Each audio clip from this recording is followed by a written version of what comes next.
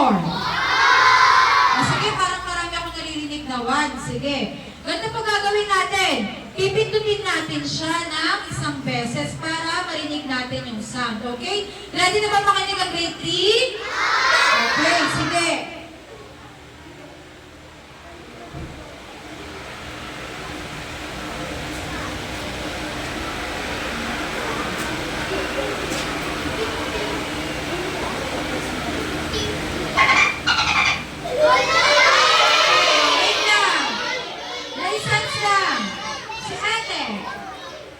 Your answer is dolphin. Dolphin kaya? Sige, bago natin buksan, meron ditong mga clue. Ngayon, basahin muna natin. Sabi, I'm a super smart ocean animal that loves to jump, speed, and play with my friends.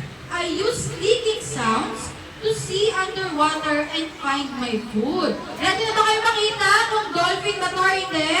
Okay, bilang tayo. 1, 2, 3.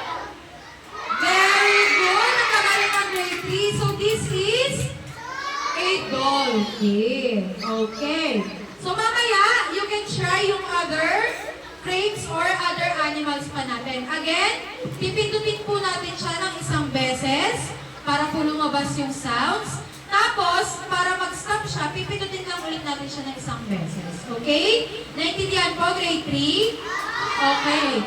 Paano naman po yung ibang animals na hindi nakakagawa ng sound? Katulad nito, ano po kaya to? Jellyfish. Anong napapansin niyo sa jellyfish? Nakakagawa siya ng light or umiilaw siya. So, ang pag-produce po ng ilaw ng mga animals, katulad ng jellyfish, ay tinatawag na bioluminescence. Sabihin nga po natin grade 3, bioluminescence. 1, 2, 3. Bioluminescence. Okay, very good. Again, yung bioluminescence po, ayun po yung tawag sa process ng mga animals para makapag-produce sila ng light. Katulad ng jellyfish. Although meron sila minsan, may mga nare-record na meron daw sound ang mga grupo ng jellyfish, pero siguro dahil mahina, gumagamit sila ng ilaw para makapag-communicate sila. Alam niyo ba, yung ilaw ng mga jellyfish, ginagamit nila to, una para maka-attract sila ng kanilang prey or ng kakainin nila. And second, gumagamit din sila ng light para naman takutin nila yung mga kakain sa kanila, yung mga predator nila.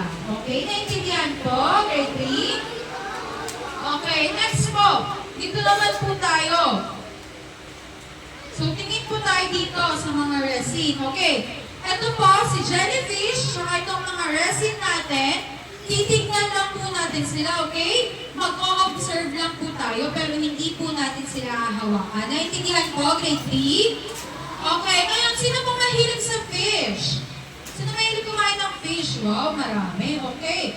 So, kung makikita niyo po doon, meron tayong skeleton ng fish.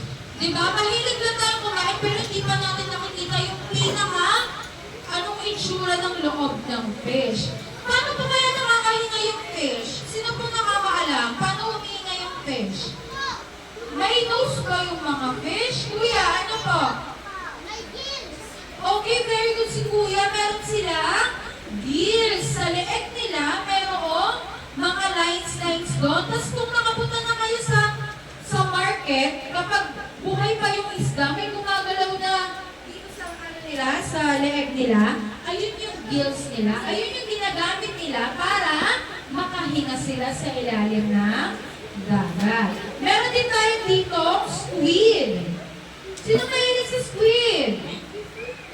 Ayun, marami. Okay. So, yung squid, alam nyo ba, meron siyang 8 tentacles. Marami siyang galamay.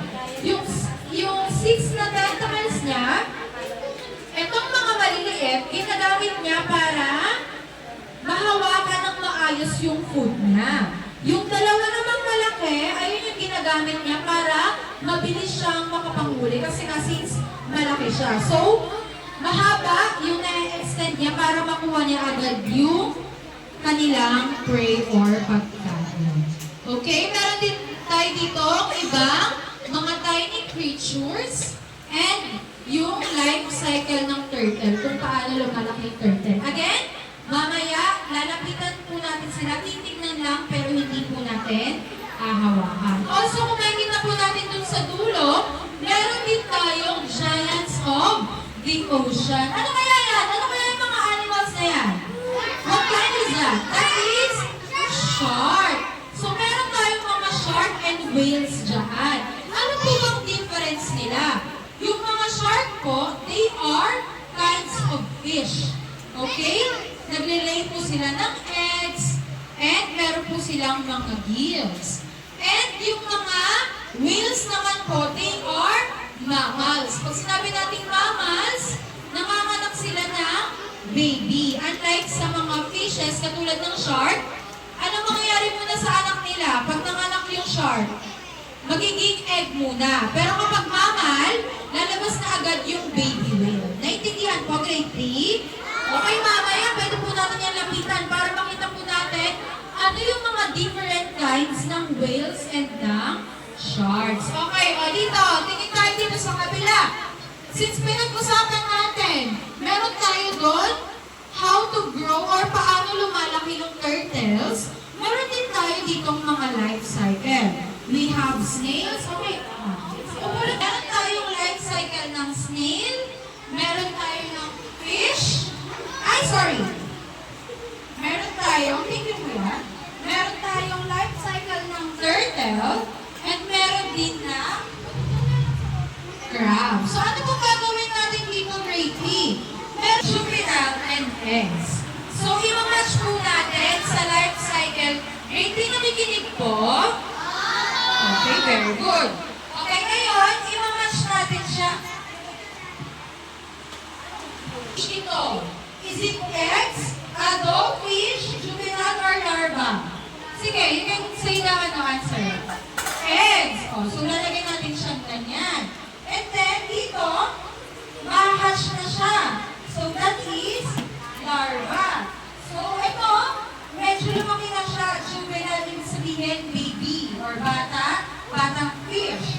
And then, kapag lumaki na siya, tawag na sa kanya ay adult fish. Naintindihan po gagawin? Mamaya po, sino gusto mag-try lahat ng pinakita niya? Time lang po tayo mag-try. At gusto niya Ate Marian, maayos po yung pila. Okay, next. Meron tayo dito. Okay. Sino gusto mag-try? Isa lang muna. One lang. Okay, ito na si ate, yung nasa harapan. Okay, mamaya you can try it.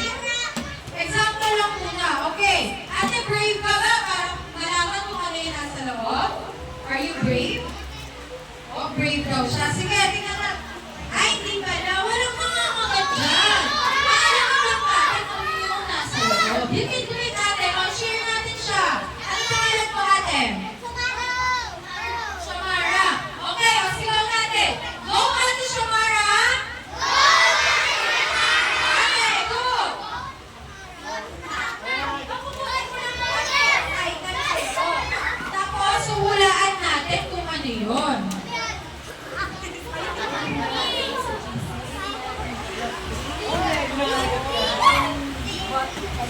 Hey, walang kulay dyan. Aalamin lang natin ano yung item na nandiyan dyan. Okay, very good.